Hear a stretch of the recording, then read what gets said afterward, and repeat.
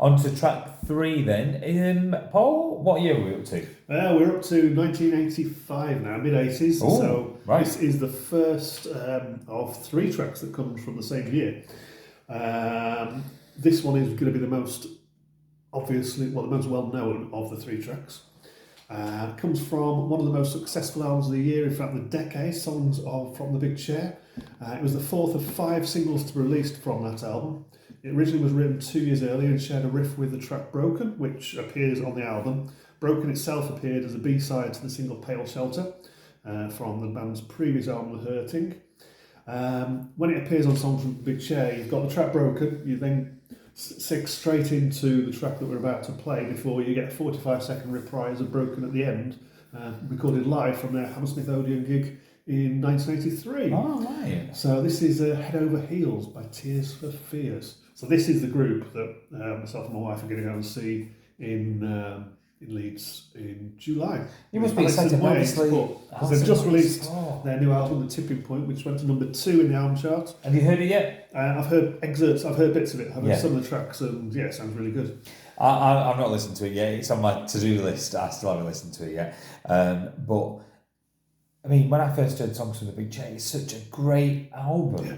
It is. I mean, obviously, it's got Everybody Wants to Rule the World that people will be familiar with as well. Yeah, Shout. It's a brilliant album. Yeah, it's one of those. It's a lovely good though. It was the following album. Yeah. Just took a long time to get to, and that would be the last album for a number of years where it would be both Roland and Kurt. Kurt left by mutual consent. Right. So the next couple of albums, Roland recorded as a solo artist under the Tears for Fears. Oh right, I didn't know that. So I think this one actually is the first one that he's come back on board, and it's the full duo again. Full duo after all this time. Yeah. So when was the last time? So it's been quite a good gap since they've worked together then on an album. Yeah, because as you say, Seas of Love was 89, 90 that came out. Yeah, because I had the number 1 single, So in Seas of Love. Seas of Love, yeah. So by this point, I'd reached the age of 12 or 13.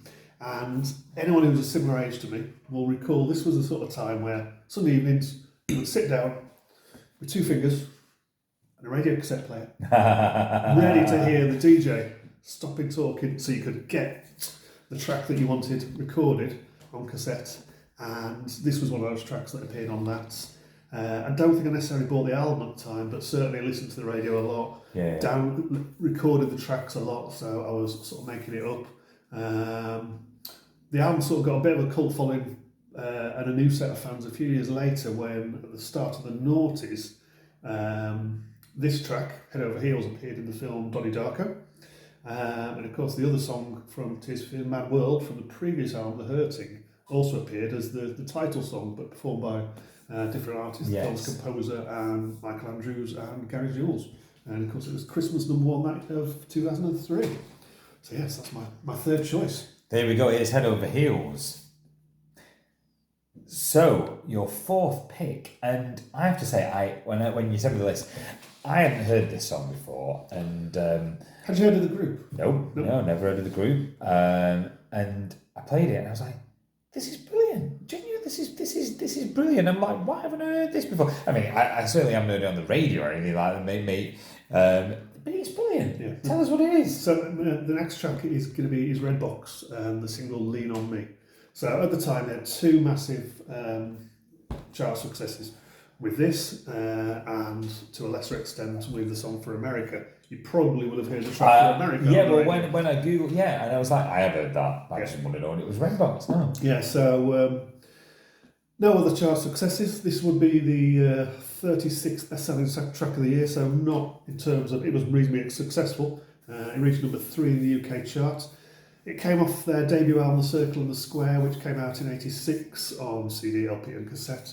And that was quite a praised album because it featured such a variety of styles of music, including brass instruments, you've got choral. So did you have the album?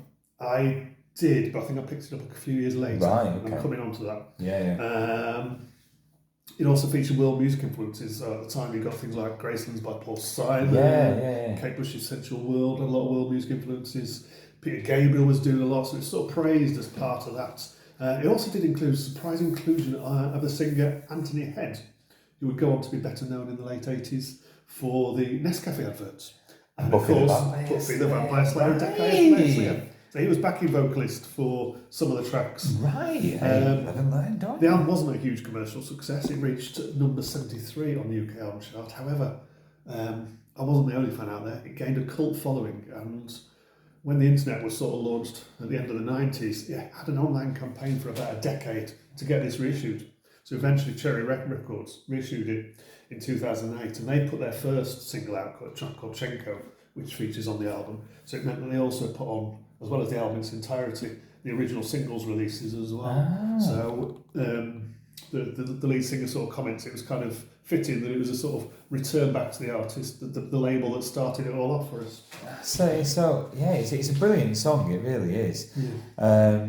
So. When do you remember hearing it for the first time? Because there's not many. There's a couple of performances on YouTube of it. For example, like they plugged it on Wogan at the time, and and it must have been on Top of the Pops, I imagine. But I suspect it came from listening to the top 40s. Yeah.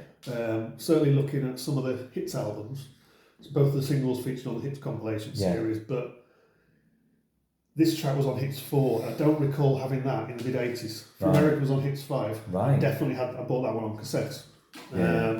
So I suspect it was from the chart show that I heard it. You mentioned, did they have the album?